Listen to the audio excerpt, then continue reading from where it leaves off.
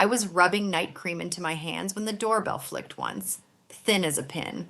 My son Noah stepped in with his new wife, Ava. She didn't sit. She dropped a thick stack of papers onto my kitchen table like it already belonged here. Safer if we move everything into new joint account, Ava said, smiling like a nurse with a needle. Noah nodded. Mom, Ava's great with money. Let her handle it.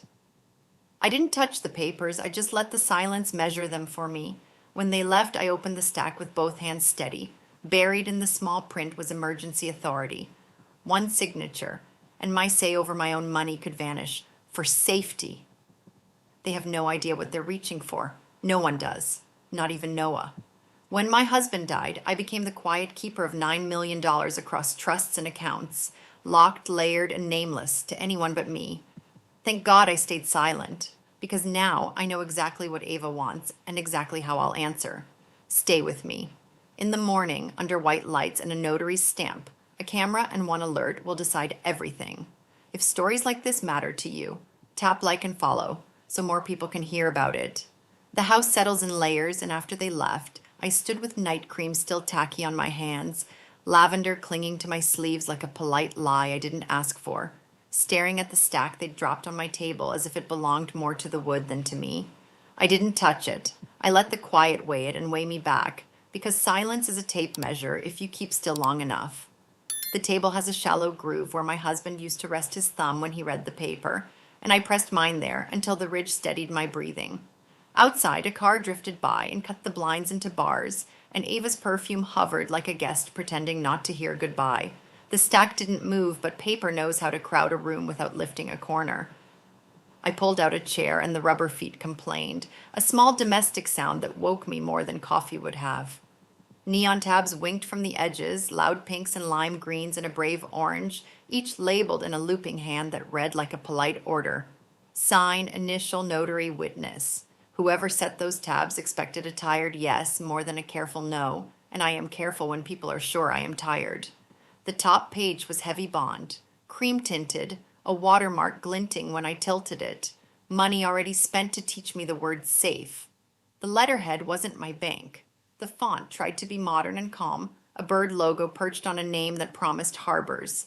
Down in the corner, a line said, prepared, 11:08 p.m., and I exhaled the way you do when you recognize the rush as part of the pitch. Noah's name sat printed straight as a church bulletin, while Ava's appeared in pen where the printer could have done the job, which told me the urge to mark had outrun the sense to wait. The first agreement wore a confident title about a joint account and consolidation for security. And deeper down, where fonts shrink because candor does too, a clause waited with a number that sounded like a spare key. Emergency Authority EA7. 2. I read the sentence that mattered and tried to hear it say anything else, but it didn't. In the event of time-sensitive risk or security necessity, the account manager may initiate transfers, freezes, or consolidations without prior consent from the co-owner or co-owners. I let the quiet ask the only question that matters and turned to the definitions until I saw Ava's name sitting beside the account manager like a place card on a table I own. The next packet called itself a durable power of attorney, limited in name more than in reach. The boxes checked for banking and investments and safe deposit contents. The unchecked boxes for medical choices parked off to the side like cousins no one had invited. A yellow flag pointed toward a signature line someone had labeled Mom in round pen strokes, not Marimi Johnson with a middle initial. The way banks speak to me, sentiment trying to stand where identity should stand. I set the page down and felt the smile I use for church raffles, kind at the edges and sharp in the middle.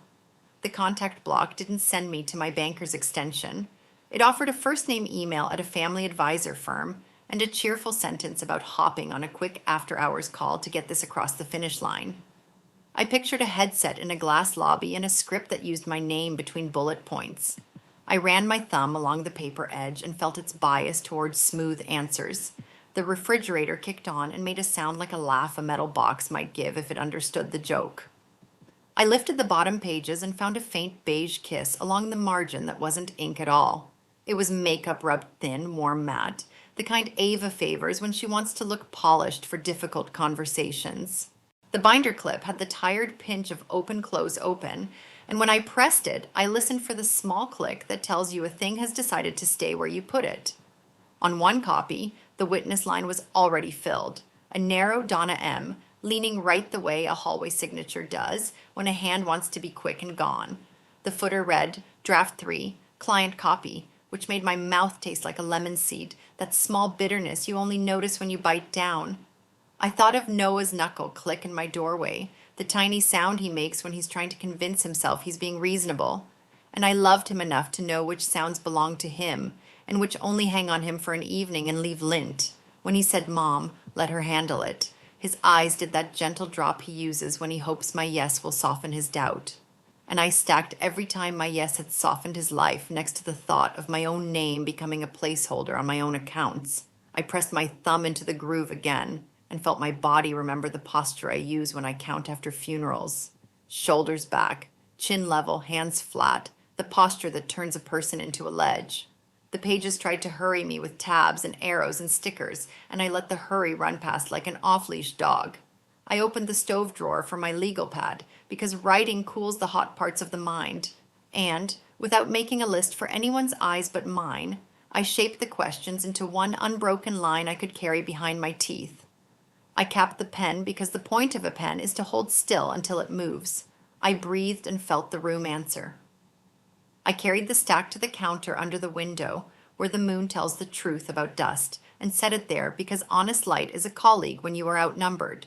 The kitchen looked like honest rooms look at midnight, not threatening, just true, and I let the true parts decide the next hour for me. In the cabinet where I keep church ledgers, I keep small tools that fit in a hand, a flashlight with a stubborn switch, a stamp pad, a roll of clear tape, and I touched the flashlight but left it for morning because tomorrow would be for tools and tonight was for seeing. I stood at the sink where I peel apples on Sundays and thought about the number of people who like to throw at a life 9 million and how folks picture heaps when they should picture layers. It isn't gold. It's signatures, instructions, keys you don't put on rings, lawyers who knew my husband by the weight of his silence, bankers who never saw my face, and the comfort of layered things is that one hand cannot scoop them. The house creaked the way wood exhales when it remembers its shape, and my ribs answered by finding theirs. I would not argue in a doorway. I would not text. I would not give the night the satisfaction of an answer it hadn't earned. In the morning, I will ask the credit union for a glass-walled room with a clock I can see from any chair and a notary who doesn't know anyone's cousin, and I will bring the pages, my pen, and the kind of calm that makes people rediscover their manners. We will read aloud and stop for definitions and say the word safety out loud where the walls can hear. If safety is real, it will have a body. If it is theater, it will have a costume, and costumes shed threads when you pull. At the bedroom door, I looked back at the counter, and the stack sat patiently and heavy and exactly as still as I needed it to be. And the line I drew in me settled like a fence post finally finding rock. I switched off the porch light and caught my face in the glass. Set but not hard, tired but not small, kind where kindness is safe and steel where steel is required, and I let that be the face that makes the morning call. The bed accepted me without complaint, and the lavender in my sleeves softened the edge of my thinking, and the house held me the way a good church holds a quiet. Ava thinks I am soft because I moisturize. Noah thinks I am stubborn because I don't. Tomorrow they will meet the part of me that moisturizes and refuses anyway. On the count, the stack waited like a river under a bridge, moving even when it looked like the surface, and I waited too, not moving and not being moved. Between us lay a word that will have to be defined in daylight, and I plan to ask where exactly it lives and who keeps the key and why the keyhole was cut at 11:08 p.m. I turned off the lamp and let the dark be a room I know by heart. Sleep did not feel like surrender. It felt like a promise held in escrow until morning. And morning, I decided, would arrive to find me in a chair under white lights with a notary's stamp and a camera listening, ready to make paper behave or prove me right about who was holding the pen. Morning arrives plain as toast, the kettle clicking brave while the microwave blinks 7:01. I skip coffee. I don't need louder. I need clean lines and steady hands. The chair gives a small bark when I sit, a homely sound that says the kitchen is listening. I set my phone on the bare spot where the stack sat and called the credit union to borrow their white lights. A woman answers with sunlight in her voice. Teresa. And I give her my name the way banks prefer it. I ask for a conference room with a camera and a notary who isn't anybody's cousin. She asks if I'm reporting fraud. I say I'm authenticating documents delivered after hours and want the timestamp visible in frame. She offers 11:30 in Glassroom B with Notary Patel on duty and repeats my request carefully. When we hang up, the quiet finds the place where decisions live, and I let my breath sit there a second. I open my laptop and let the login ask for a code like a cautious friend. The fob in my palm blinks green, a porch light I trust, and the balances sit exactly where I left them. Numbers don't pretend. That steadies me more than prayer on mornings that demand method. I move a modest amount, enough to tempt, never enough to matter, into a fresh account named in a way only I'll remember later. I double-check routing with slow attention and turn on alerts for logins, transfers, and any new device that thinks it belongs. My phone chirps confirmations like small birds landing on a rail. I add a gate that demands 2 keys if anyone tries to pull money faster than the system thinks is polite. A bowl with a lid is still a bowl, but greedy hands meet the lid first. When I exhale, my shoulders drop the inch I needed. The bureaus get their turn while hold music sells me chamomile I didn't order. A man calls me ma'am the right way, and I ask for a freeze across the board and a fraud alert that hollers, not whispers. He says 7 years is possible, and I say yes because time can be a fence when you mean it. He notes that lenders must call me before any new credit, and I give him the number that rings loud even at the bottom of my purse. When the line goes quiet, I notice my left hand clenched without permission. I open it and smooth the ache the way I press a wrinkle from a church tablecloth. With the lock set, I look up the firm whose letterhead tried to dress itself as safety. Linen shirts, horizon water, and smiles like piano keys that refuse minor chords fill the page. Michelle's email matches the footer. A line about an after-hours concierge for busy families tastes like a lemon seed on my tongue. I click their address and the building map appears and memory supplies mint and toner from a hallway where a dentist lives 3 doors down. Proximity isn't guilt, I remind myself, but it is a kind of design when shortcuts feel friendly. County records answer next when I search for Donna with an M because a witness line filled early is either slop or swagger. 3 Donnas Bloom, 1 Donna M, held a notary commission that expired in April, and my chest makes a small move that isn't quite a laugh. Expired isn't crooked. It means the calendar spoke louder than the stamp. Yet if a seal went quiet in spring and her name appears on a June page, someone's clock is telling stories. I screenshot the entry, close the laptop like tucking in a child, and let the hinge click a gentle period instead of a door slam. The house gives its little wooden yes, the sound old boards make when they approve. I lift a tote from the hook and lower the stack into it like a casserole I refuse to spill. A legal pad goes in with the first sheets torn so no old thought peeks and tries to steer. A pen I trust waits beside it. I add a pocket UV pen, not for tricks but for truth if truth needs help seeing itself, and a small bottle of sanitizer that smells like clean corridors. I shower hotter than necessary so doubt runs with the steam, then choose dark slacks and a cardigan the color of steady. In the mirror, I find the face I use when I count after funerals, soft where softness helps, and steel where steel is required. I call Noah and let it roll to voicemail. Sweetheart, I'll be at the credit union at 11:30 to read those papers with a notary and a camera. Bring Ava if you'd like. We'll go line by line. I hang up before my voice tries to explain itself. Explanations are hallways people get trapped in. At the branch, a man with kind eyes holds the door, and I thank him with a nod that doesn't borrow anything. Inside smells like cold carpet and gel pens. Teresa meets me with a badge that tilts when she smiles and leads me to Glassroom B. She checks my ID like it matters and copies it for the file, and her competence feels like a floor I can stand on. The room is a clean square, windowed wall, clock that minds its business, camera in the corner with a red dot. I set the tote down and square the stack until the angle is true, then take the chair where the clock and the lens can see me together. Notary Patel enters with a respectful nod and a binder opened enough times to be trusted. Anyone else joining? He asks. My son and his wife were invited. We'll give them 5 minutes of grace, I say, and he agrees without turning it into a favor. The minute hand climbs a notch, the lobby hums its errands, and a voicemail icon lights my screen. I do not press. I don't touch the stack yet. Paper learns your pace before it learns your answer, and today it will learn mine. Teresa brings water. I pour a sip so a hard word won't catch in a dry mouth. Through the glass, a child taps his knuckles on his mother's leg like a door he expects to open. and the rhythm settles in my ribs. Patel asks for the record, and I say we are here to authenticate documents delivered after hours and to read aloud any clause that gives away control under the name of safety. He sets his stamp on the table like a small anchor, and the scuffs around it tell me this room remembers work. The red dot blinks once like an eye that understands we're about to begin. I slide the top page forward and rest my fingers there. The clock keeps its forward tick, and my breath arrives without tremor. If there is a definition worth speaking, I will make them say it out loud where glass and time can witness us. Patel checks the red dot on the camera, then folds his hands where the lens can see them, and I match his steadiness with my own. The lobby hums thin, and the glass makes a soft echo of everything we do, like a polite second witness. The door opens without drama, and Noah slips in first with his shoulders pulled in, followed by Ava in a blazer that tries hard to look friendly. She sets her tote down with a little thud, smiles quickly, and says, "We can get this done in 5 minutes if we skip the boring parts." I say the boring parts pay the rent of my piece, and Patel nods like he has heard that sentence before. Noah reaches for a chair that squeaks once, then stops moving like a boy who just remembered church voices. Ava slides a pen toward me and says the updates are standard, the joint structure is safer, and the account manager field is only a convenience.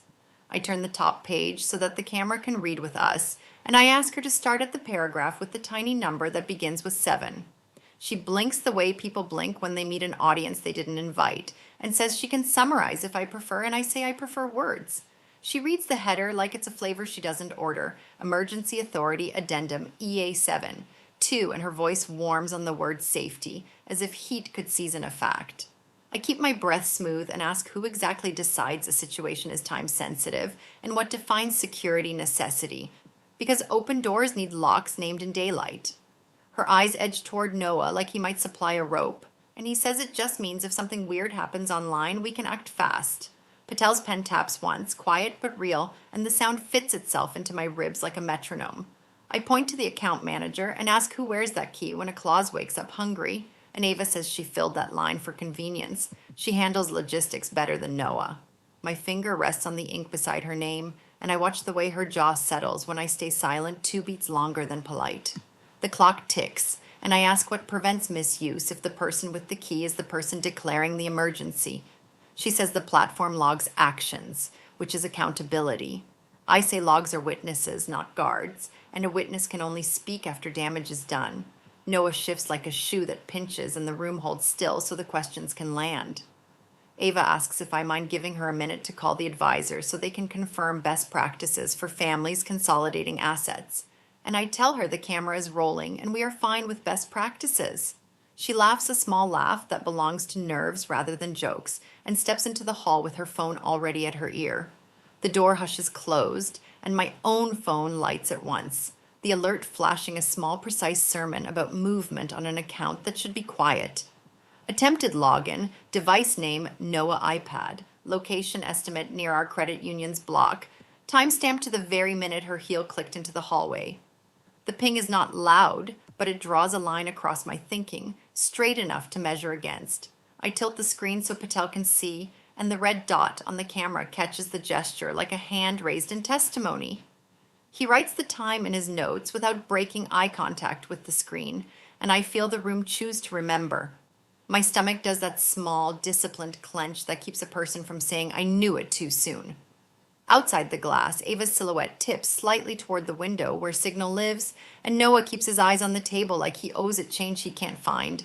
I press the speaker button and call the bank's security line because when a door rattles, you ask the locksmith, not the neighbor. A woman with crisp, calm answers asks me to verify, and I do. Then I ask whether any policy requires a customer to move funds into a new joint account for safety. She says no, ma'am. Security features apply to any eligible account regardless of ownership structure, and her steadiness sands the word safety back to wood.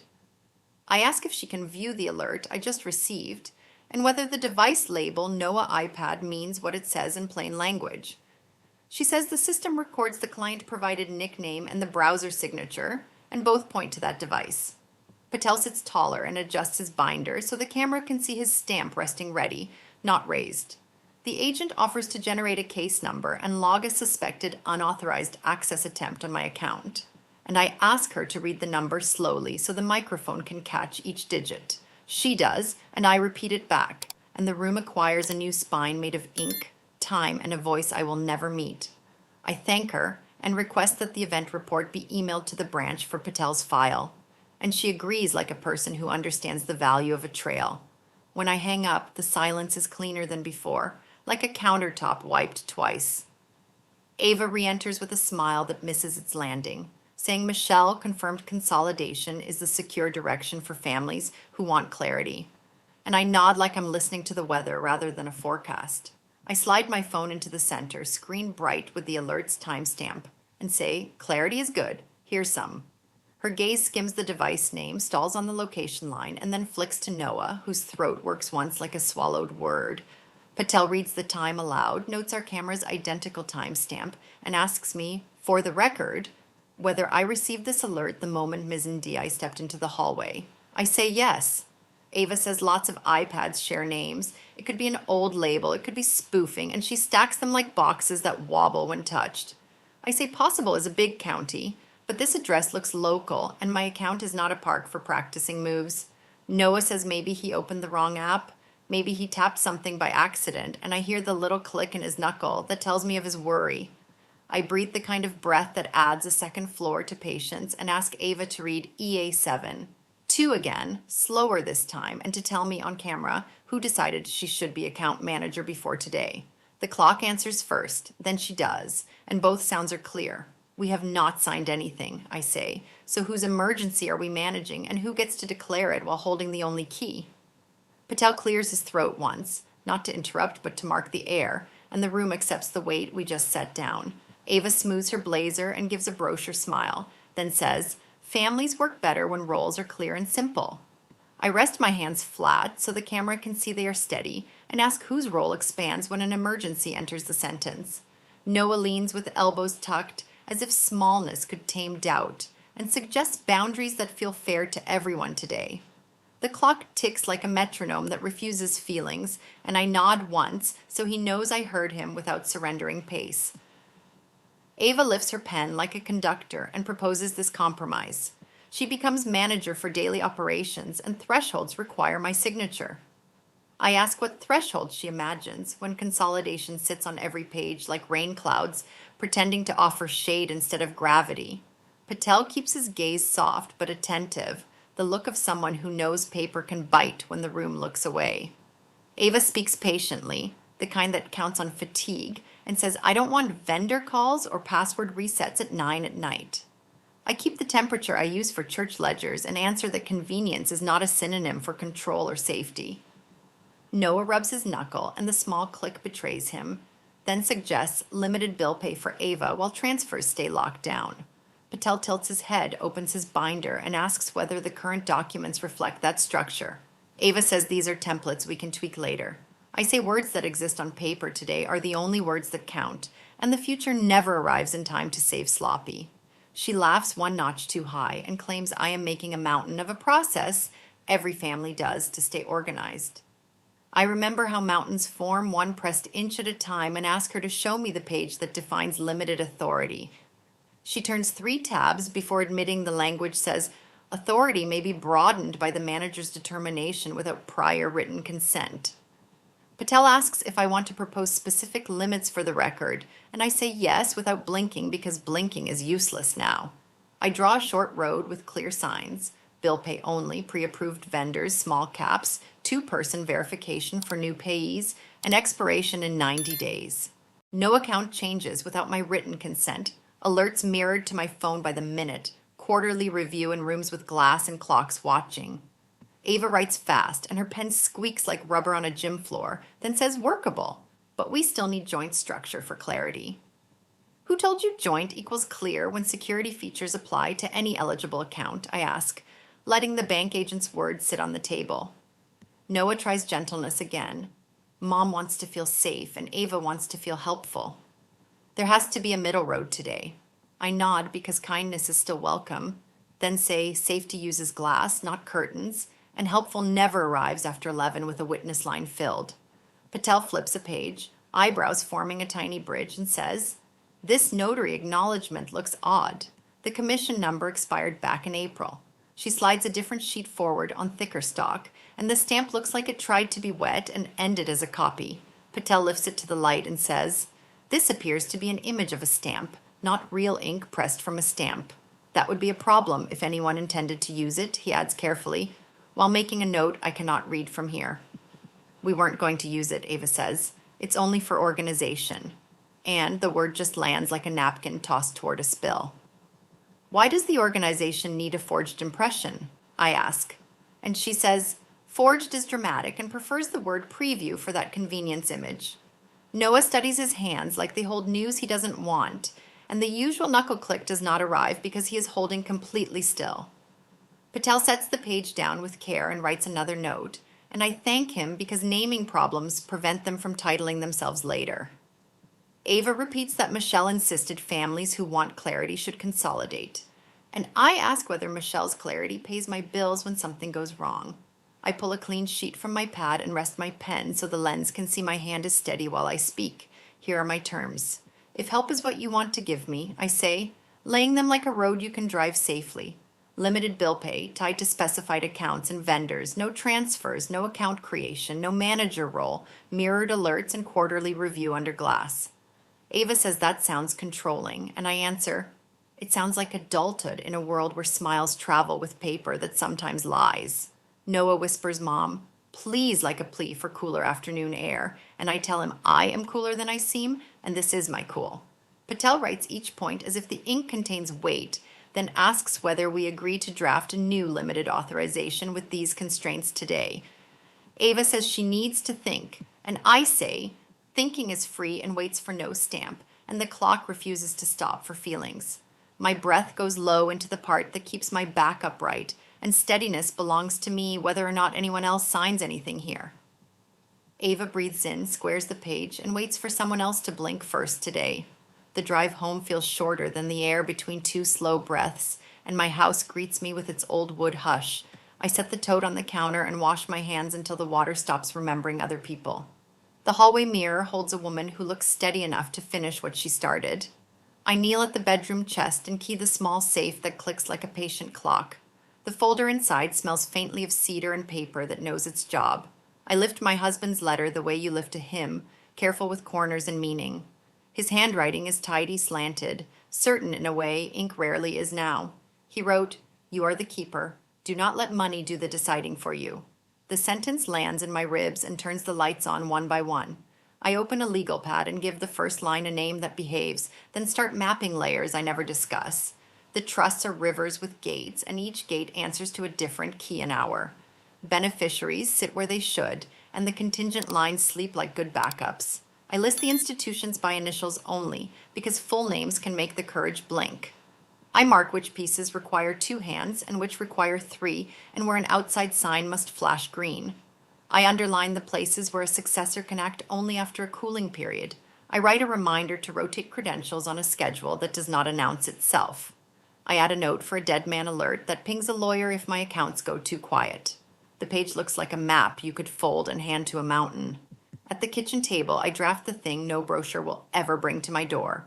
Limited authorization, bill pay only, tied to specific accounts and named vendors, and an expiration date of 90 days from tomorrow.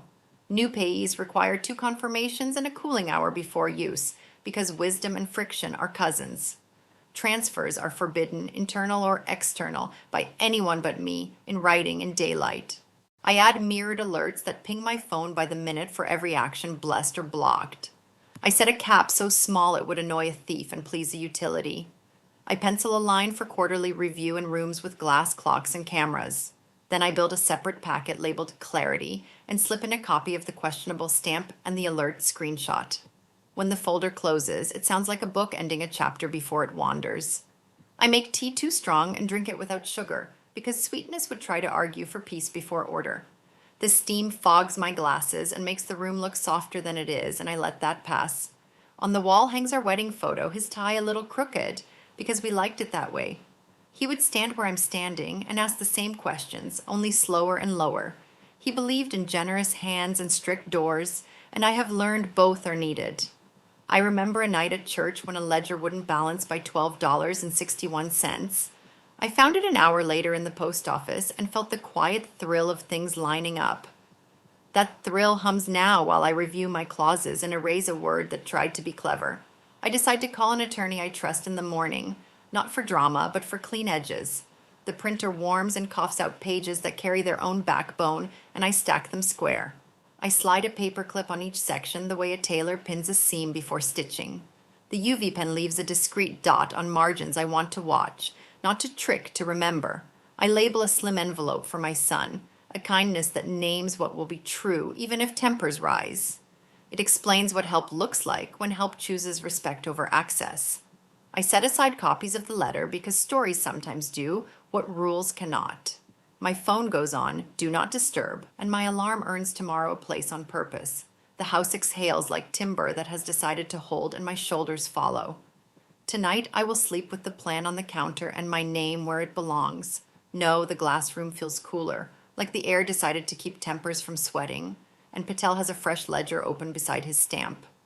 Teresa brings a thin folder from compliance and says their manager will sit in for clarity, which is the kind of word a bank earns, not borrows. I slide the limited authorization I drafted across the table and say this is what help looks like if help wants respect. Ava studies the clauses with a pen poised, then slightly says we can mirror most of this inside a joint structure for efficiency. I answer that efficiency without consent is just speed, and speed is how people miss the small words that move big doors. Noah keeps his hands folded so hard his knuckles turn quiet, and the clock makes that honest tick that refuses to take sides. The manager enters with measured steps and a name tag that has more edges than his voice, and he asks whether we're building new access or cleaning old language. I tell him we're narrowing, not widening, and Patel nods like punctuation. The camera's red dot holds steady, the way a witness holds a chair. The manager reads the notary sheet and frowns at the pale stamp, then sets it down like an object that wants to be truer than it is. Ava says again that the page was a format sample, and I say samples do not pretend to have authority. He confirms the earlier commission number expired and thanks Patel for noting it, then asks if we've received any suspicious alerts since morning. I say only routine pings from my own tests, and I feel the way those words anchor me to the floor. Ava clears her throat and says the advisor can provide a comfort letter that recommends consolidation, and the manager answers that recommendations do not override customer consent. Noah whispers that no one is trying to override anything, and his voice tries to land softly but finds the table's edge. I ask whether the branch can duplicate every alert to my phone in real time, and Teresa says yes, then adds that they can also mirror them to a second device if I want redundancy. The word redundancy feels like armor that doesn't clank when you walk, and I say yes to that too. Patel marks the request with careful strokes like he's stitching a seam that might carry weight. Ava floats a new sheet into the light, a convenience addendum that assigns an account manager for daily coordination, and says this would save us all time. I read the sentence that matters and feel my jaw find the right shelf. The line grants the manager power to broaden scope as needed to maintain clarity. I ask who defines needed when clarity disagrees with custody, and she says the advisor would, since they understand the big picture.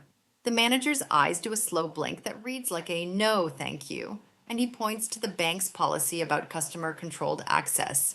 I say, my limited authorization already names vendors and caps, and Patel slides it beneath the camera so the clauses become part of the recording. Ava's pen taps twice, the rhythm of plans hunting for new doors, and I let the taps spend themselves. Noah asks whether we can at least agree on a 90-day trial, and I tell him we can if trial means limited and expires by calendar, not by comfort. The room inhales around that sentence, and I watch Ava place the addendum back into her tote like a card that won't play today. The lights feel whiter than before, and I take a sip of water that tastes like a line straightened. The manager suggests we formalize the limited access now, and Patel prints a clean template with fields that make sense without makeup. I dictate vendor names in small caps while Teresa verifies routing and account suffixes, and the keyboard clicks sound like tiny nails finishing a roof. Ava keeps her phone face down, but the way her thumb rests near the edge says she wants it to jump. I ask for duplicated alerts to my second device and for a quarterly review date in a room like this, and the manager says those are good controls for families who prefer daylight. Noah nods. relieved to be on a road with signs, and I catch the moment his shoulders drop a little from his ears. Patel reads each clause aloud and points where my initials should go, and the steady friction of pen on paper calms the animal parts of my thinking.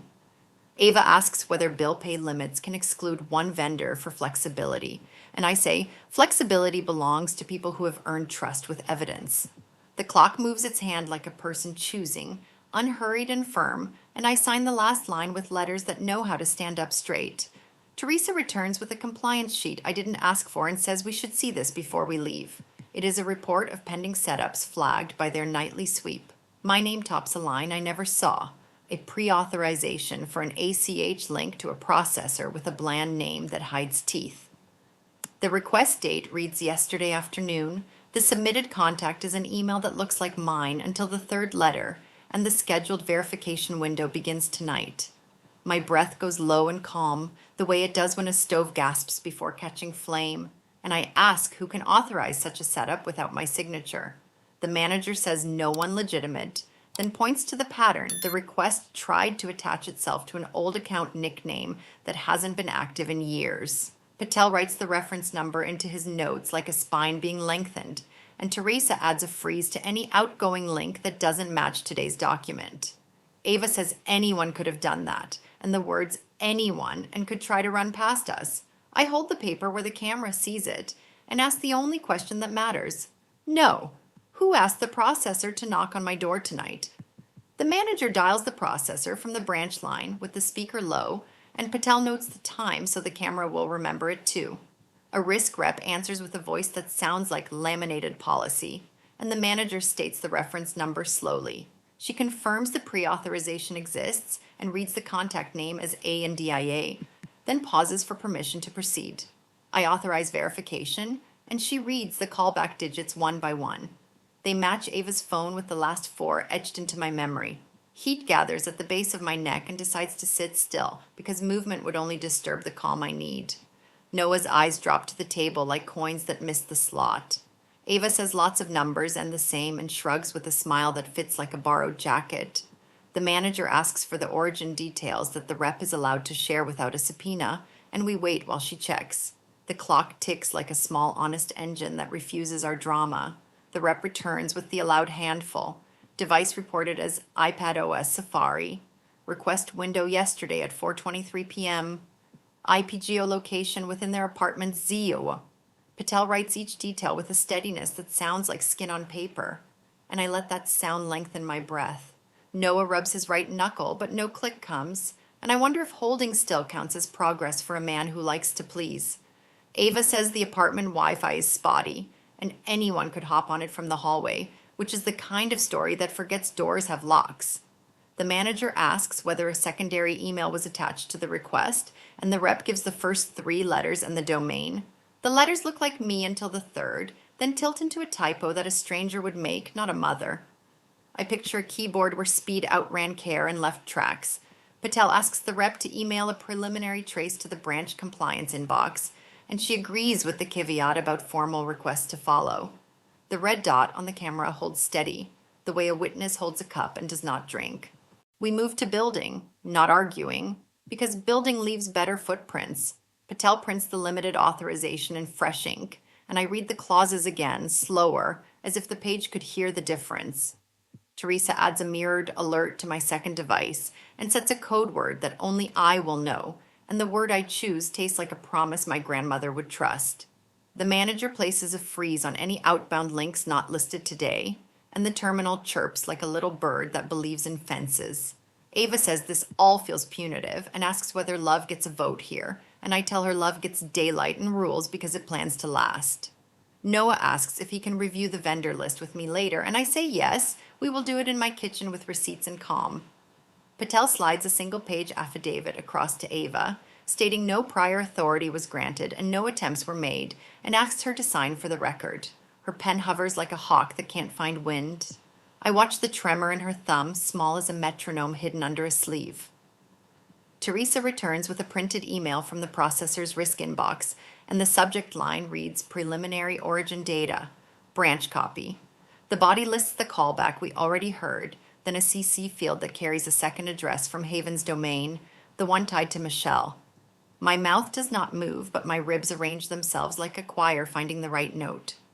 Ava says that must be an internal courtesy, nothing to do with us, and I ask why Michelle needs a copy of a pre-authorization with my name misspelled. Noah's head lifts an inch, as if hearing a door unlatch in the next room. Patel asks Ava to initial the affidavit beside the line about attempted access, and she clears her throat and asks whether the language can be softened. The manager says accuracy is a mercy when memories get loud later, and I file that sentence where I keep good ones. The camera does not comment, only the red pinprick that insists on seeing. The manager lays out two paths with a voice that understands doors and the people who choose them. First, we finalize the limited bill pay today, revoke any external requests, and file the branch incident report with everyone's signatures. The second, we escalate to the bank's fraud unit, and if they advise law enforcement with the processor's trace and the email record attached. I look at Ava and say the quietest sentence I own, choose, and the room lets it land. She reaches for the pen and a vibration runs across the table. Teresa's monitor flashes a new note from compliance. The processor added one more header line to the trace. A user agent hash matching yesterday's request appears again at 11:48 a.m., originating inside this building. Noah looks at the ceiling like it might answer for the air, and Patel writes 11:48 a.m. in a box he draws around the time. The manager asks the rep to confirm whether the CC address initiated any follow-up, and her reply arrives in the same minute, a short acknowledgement from Michelle's account, received last night. The clock moves its hand one notch, and I feel the chapter closing its own door. Not with anger, but with a click, I trust. The room waits like a held breath while I choose my road, and I refuse to borrow anyone's urgency. Clarity sits on the table already, stamped and timed, so I point to path one and say we proceed. Patel places the incident report beside my authorization like twin rails, and the manager nods without decoration or drama. Ava angles her shoulders toward me, smiling, and asks whether we can table signatures until after family discussion. The manager answers that timing belongs to risk controls, not comfort, and points at the camera, which is listening. Noah's eyes find mine, asking for mercy without words, and I give him something sturdier, a road with signs. Teresa sets copies before us, edges squared, and Patel reads each clause aloud, letting friction and ink do work. Ava asks if a temporary manager field could remain blank for flexibility later, and the manager answers, absolutely not. I initial each margin with letters and date the page, because dates separate accidents from decisions when memories shout. The paper answers by lying flatter, as if it understands my boundaries aren't suggestions. They are structural beams today. The processor's rep returns on speaker to confirm freeze placement, and Patel repeats the case number for our recording. I authorize revocation of the pending link, and the manager dictates language that nails it shut without wiggle today. Ava says we are overreacting to a typo and a coincidence, and Teresa's eyebrow climbs like a measured yardstick. Noah speaks softly, asking what consequences follow if the affidavit isn't signed, and Patel answers with straightforward gravity today. Ava exhales like a door finally remembering hinges, and the pen settles between her fingers with reluctant dignity now. She signs her name in strokes that speed hesitate, and the camera keeps that rhythm with its red eye. Patel stamps the affidavit steady, and the sound lands like a seal closing a jar that won't reopen accidentally. The manager initials the branch report, adds the processor trace, and Teresa files copies where audits find them quickly. I slide my limited authorization forward and point to the review date, and Patel schedules the renewal while we watch. Ava meets my eyes and asks whether 90 days means reconsideration or goodbye, and I answer that it means evidence. We leave the glass for the lobby's hum. Lighter papers, heavier by facts, and clarity feels earned, not borrowed. Noah walks beside me like a man learning new shoes, and I match his pace without making it obvious. Ava lingers near a brochure rack and pretends to read interest rates, which is how people hide in public. The manager thanks us for our patience and says compliance will email confirmations, and Teresa echoes him with a nod. Outside, the sun lays a clean stripe across the sidewalk, and the light makes my doubts stand at attention.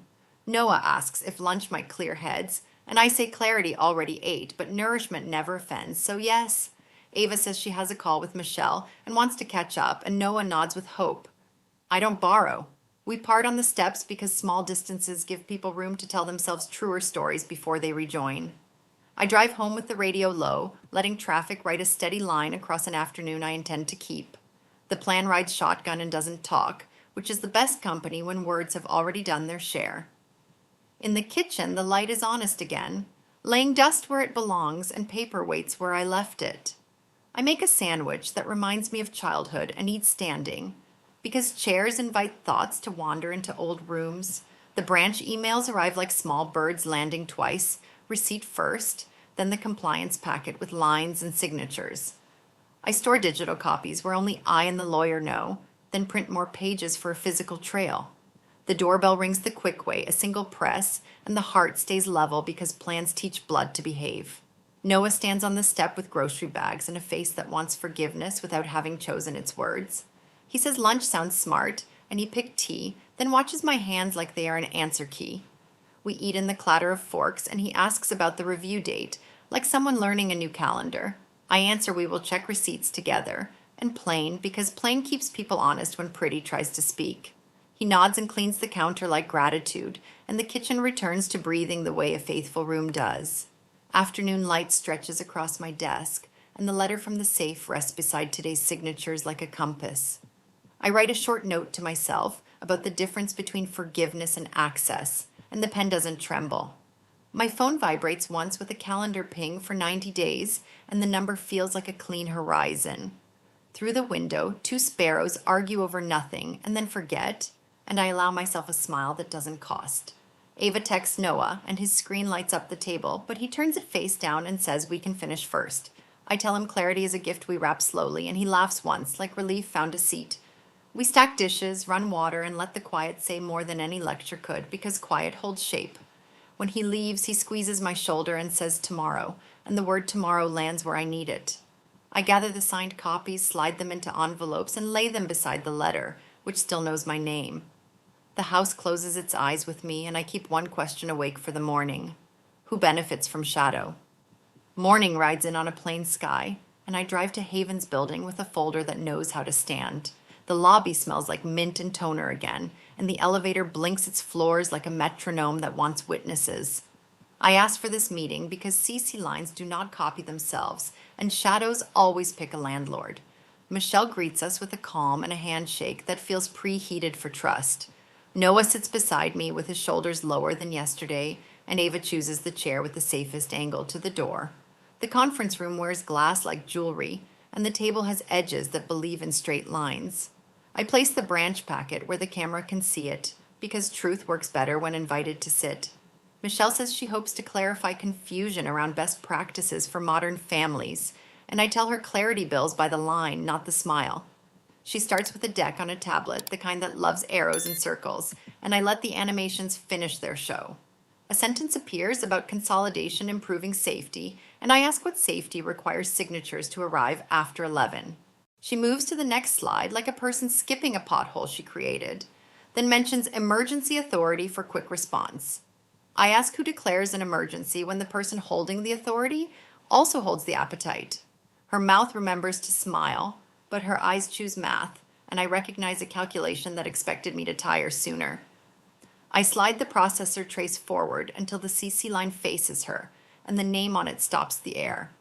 She says their team receives service emails as a courtesy, and I ask whether that courtesy covers misspelled client addresses. Noah watches her, the way a man watches a door he finally understands, and the room learns a new quiet. Ava reaches for the packet, and I see the tremor again, a small rhythm that doesn't belong to confidence. She says a pre-authorization is not access, and I agree, then ask why a pre-authorization needs my name at all if it is theoretical. Michelle says vendors sometimes prepare anchor links for onboarding, and the word onboarding fits this table like a plastic fork at a funeral. I ask if her policy permits preparing links without the client's signed instruction, and she looks at the window as if reflection might answer. The reflection returns only glass, which is the point.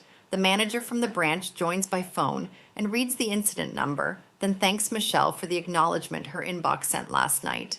She says that was an automated rule, and I tell her automation earns the consequences of its choices too.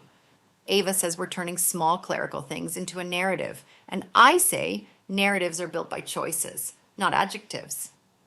I open my folder and lay my limited authorization beside their template, like two roads that refuse to share lanes.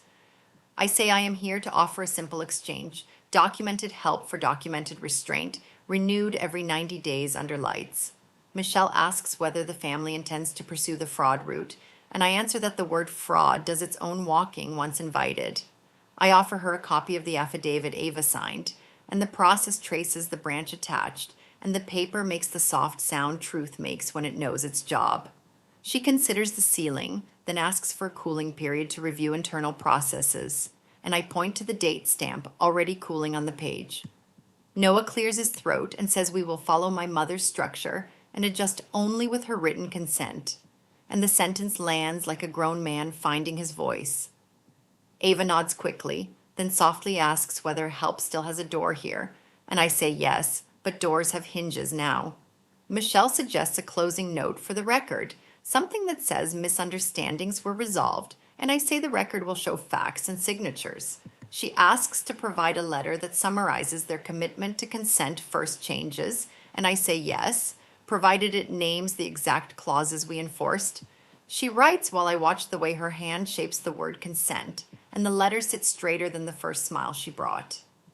Noah reads over my shoulder like a son who finally trusts the light, and I let him because learning needs proximity. Ava studies the sentence about mirrored alerts and bites her lip at the cap, and I do not move because the cap is a boundary that belongs to my future. We each sign our names in ink that shows up under the camera, and the room exhales because rooms like finished edges. I gather copies until the stack feels even, then slide a small envelope toward Noah that I labeled in my kitchen. It contains the letter from the safe, the one that remembers who I am when rooms forget. We ride the elevator down in silence that does not hurt, and the doors open onto a lobby that looks exactly like yesterday, which feels like mercy. Outside, heat sits on the sidewalk, and I let it press steadily rather than thin me out. Noah asks if the 90 days can be ours to keep clean, and I tell him days are only numbers until people step into them. He says he will move slowly and call before he names anything helpful, and I say that is a good beginning. Ava asks if she can come by to learn the vendor list, and I say yes in my kitchen with receipts and tea. Michelle sends the promised letter before we reach the car, and the subject line reads, "Consent first, protocol confirmation," which is a sentence I plan to print twice. At home, the house smells like paper and cedar and something cooling on the stove I forgot I loved. I file the letters beside the ledger and touch the groove on the table where his thumb used to rest. Tonight I will sleep because daylight signed, and tomorrow I will live like a woman who trusts her locks and still loves her door. Here's what this all came down to. Love doesn't need secret shortcuts, and safety is built from light, boundaries, and our own steady voice. I kept my accounts, but more importantly, I kept my peace and gave my son a path to grow. I'm Maram, 64 years old, and I learned that protecting your future isn't selfish. It's an act of love. In the end, real care respects consent, and real trust shows its face in daylight. Freedom isn't the absence of doors. It's knowing which keys belong in your pocket, and that's where I'll leave my story. Now, from me to you as your host, if this moved you, please tap like, subscribe for more true life stories with hard-won wisdom, and share your thoughts below. I'd love to hear from you. When has a clear boundary actually deepened your relationships? Did a tough no ever open a better yes later? Thank you for spending your time with me today. Take good care of yourself, guard your peace, and I'll see you in the next video.